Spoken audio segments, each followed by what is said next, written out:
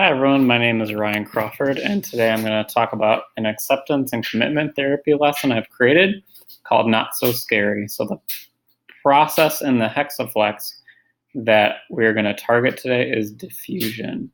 So for this activity, you will need a piece of paper, a writing utensil like a pen, and preferably some colored markers. I'm using colored pencils. Either one of those will work.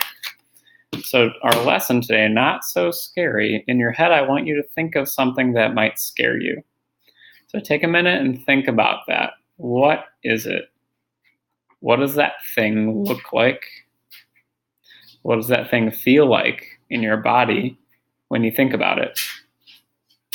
Now, what I would have you do, and I'm not going to time you because I'm not talking to anyone in particular right now, but what I would have you do is for the next 2 minutes, and I would time you for those 2 minutes, is I want you to say the name of that thing in your head over and over until I say the time is done.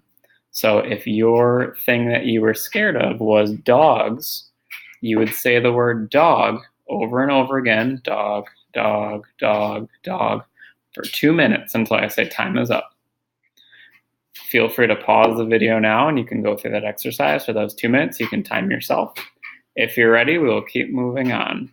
So I want you to think about, after you've said the word for 2 minutes, what happened to that picture in your head that you were thinking about?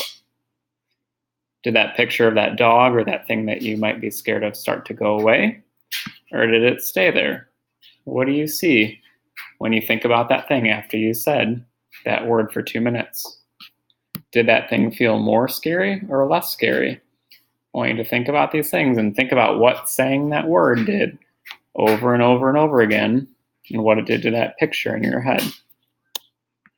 So once we're done with the discussion portion of this lesson, we would move to the extension activity, which would be thinking of that same thing that scares you.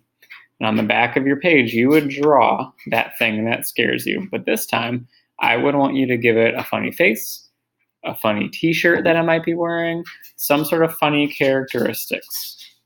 So for example, if I were scared of spiders, I would draw a spider on a page. Instead of drawing a mean, scary spider, I drew it with kind of a funny human-looking face.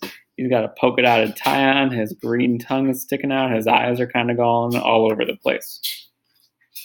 So when I do this, I notice that it's still the thing that scares me, but drawing it with a funny face or a funny shirt or a funny tie helps me to think about it differently. So I would give you the time to draw whatever thing that is that scares you, but then draw it with some funny characteristics. Maybe it's wearing a funny hat. Maybe it's got, singing a funny song. Whatever you think of would make it funny and not scary is what I would want you to do for this part of the activity. So feel free to pause the activity, go through it at your own pace, replay the instructions if you need to. And then when we are done, we would talk about what it did to that image of that scary thing. How are you feeling about it now?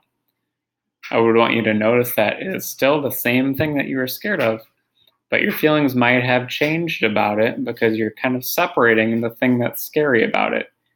Thinking about it in a different way can help you overcome that thing that scares you, like spiders or dogs. So thanks for taking some time and watching this video. I hope you enjoyed it and got something out of our lesson today called Not So Scary, which is working on diffusion in the Hexaflex. Thanks.